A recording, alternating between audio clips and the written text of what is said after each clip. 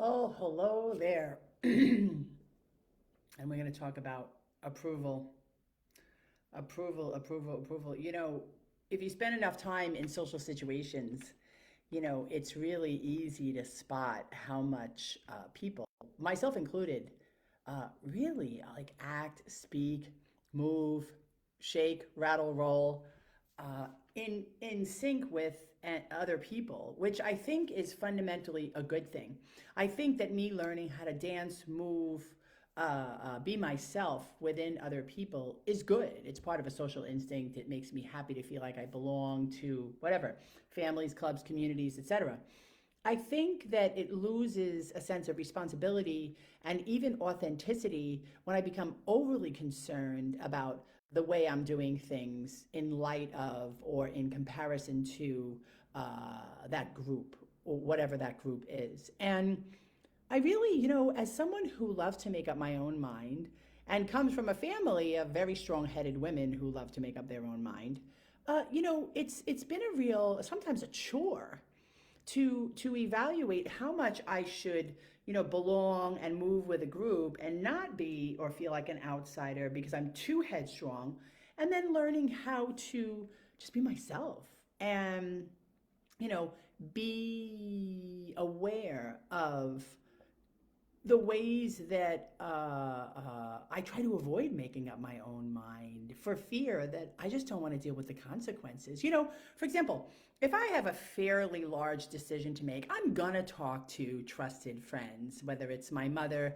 my man, a couple of close friends that I've known for 20 plus years. And I think that's good. And the people that I have in my life, I talk to them about stuff and they don't give me unsolicited advice. I mean, sometimes they do, but they often listen. They'll feed back to me what they hear, they'll engage with me, and that's really helpful for making up my own mind. If someone comes at me and tries to tell me what to do or give me unsolicited advice, if it causes this feeling of like abrasiveness or conflict, because it almost feels like they don't think I'm smart enough to make up my own mind, or they think they're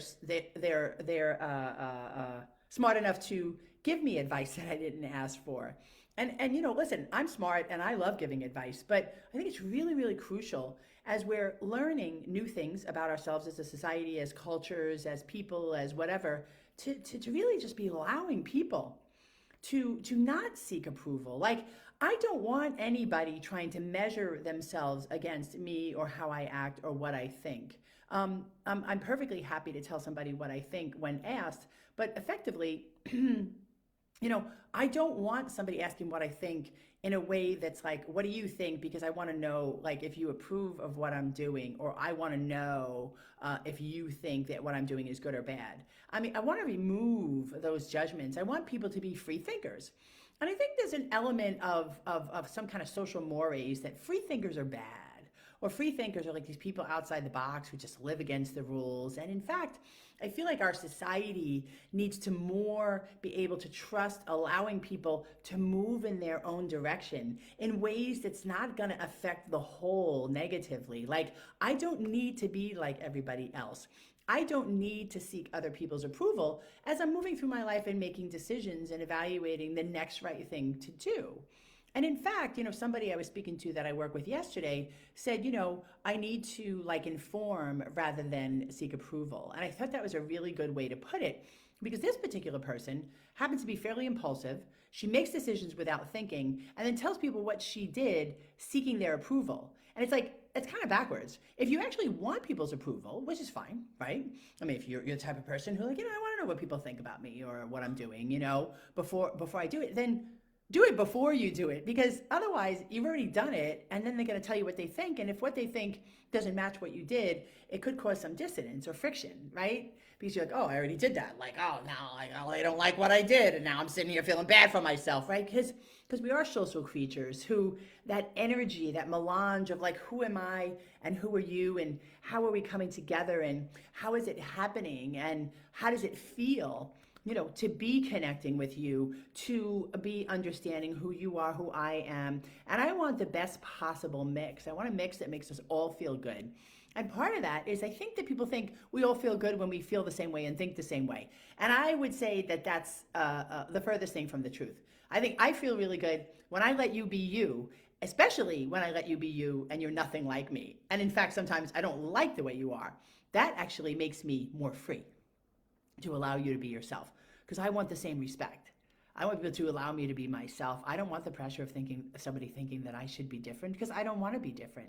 And you shouldn't want to be different. And if you don't know who you are, or you think you should be different, and you keep seeking approval from other people, and it's feeding your low self-esteem, and you're not happy or you don't feel free, then you have the ability to pick up a phone, send a message to me or somebody else that can help you out of that. Okay? So you can always DM me here. You can send me an email to Nicole@NicoleDevlin.com. I'm always happy to talk about these things, happy to help. I do offer coaching. I am a teacher and a guide to spiritual principles and finding more power and purpose in your life, especially if you are a stuck, intellectual, professional woman.